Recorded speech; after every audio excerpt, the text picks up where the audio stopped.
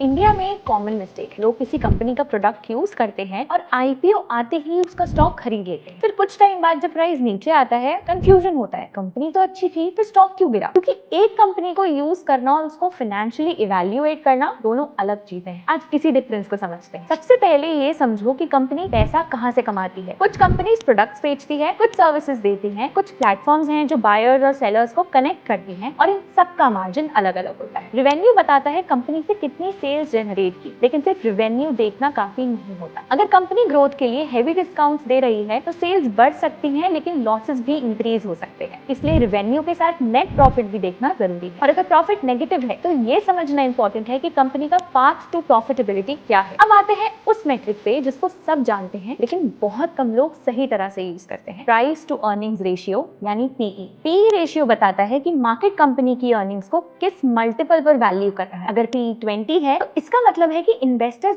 1 रुपए की अर्निंग्स के लिए 20 रुपए पे कर रहे हैं। अब इंपॉर्टेंट सवाल ये है कि लोग ज्यादा पीई क्यों देते हैं? क्योंकि उन्हें लगता है कि कंपनी फ्यूचर में ज्यादा कमाएगी। एग्जैक्ट फ्यूचर कोई नहीं जानता, लेकिन कुछ चीजें देख के आइडिया लगाया जाता है, जैसे कंपनी की सेल्स और प्रॉफिट पिछले कुछ सालों में कैसे बढ़े हैं, सेक्टर ग्रो कर रहा है या नहीं, कंपनी का ब्रांड या कंपेटिटिव एडवांटेज कैसा है और मैनेजमेंट का ट्रैक रिकॉर्ड कैसा था। तो हाई पीई का मतलब ये होता है कि मार्केट को लगता है कंपनी का फ्यूचर ब्राइट है, और लो पीई का मतलब है या तो ग्रोथ स्लो है या रिस्क ज्यादा। पीई को हमेशा सेम इंडस्ट्री की कंपनीज के साथ कंपेयर करो और ग्रोथ के साथ देखो, तभी वो मीनिंगफुल नंबर बनेगा। डेट टू इक्विटी रेशियो बताता है कि कंपनी ने अपनी कैपिटल के कंपैरिजन में कितना डेट लिया हुआ है। डेट टू इक्विटी रेशियो यानी डीई बताता है कि कंपनी ने अपनी खुद की कैपिटल के कंपैरिजन में कितना लोन लिया हुआ है। अगर डीई रेशियो 1 है मतलब डेट और इक्विटी बराबर है, और अगर डीई रेशियो 3 है मतलब कंपनी ने अपनी कैपिटल से 3 गुना ज्यादा लोन लिया हुआ है। ज्यादा डेट रिस्क इंक्रीज कर सकता है क्योंकि इंटरेस्ट पेमेंट्स फिक्स्ड होती है, चाहे बिजनेस परफॉर्मेंस कुछ भी हो। और टफ टाइम्स में फाइनेंशियल फ्लेक्सिबिलिटी कम हो सकती है। ये भी चेक करो कि वो डेट ग्रोथ के लिए लिया गया है या सिर्फ रनिंग कॉस्ट कवर करने के लिए, क्योंकि दोनों का मतलब अलग अलग होता है। रिटर्न ऑन इक्विटी मतलब आरओई बताता है कि कंपनी शेयर होल्डर्स के कैपिटल को कितने एफिशिएंटली यूज कर रही है। फॉर्मूला सिंपल है, net profit by share holder equity. कई केसेस में 15 से 20% के रेंज का आरओई हेल्दी माना जाता है, लेकिन ये इंडस्ट्री और बिजनेस टाइप के हिसाब से वेरी करता है। एक इंपॉर्टेंट नुआंस, अगर कंपनी हाई डेट यूज कर रही है तो आरओई आर्टिफिशियली हाई दिख सकता है, इसलिए आरओई को हमेशा डेट लेवल्स के साथ एनालाइज करना चाहिए। अब आते हैं ऑपरेटिंग कैश फ्लो पे। ये वो चेक है जो बिगनर्स अक्सर इग्नोर कर देते हैं, लेकिन ये एक्चुअली सबसे इंपॉर्टेंट होता है। कंपनी अकाउंटिंग प्रॉफिट दिखा सकती है, लेकिन एक्चुअल कैश फ्लो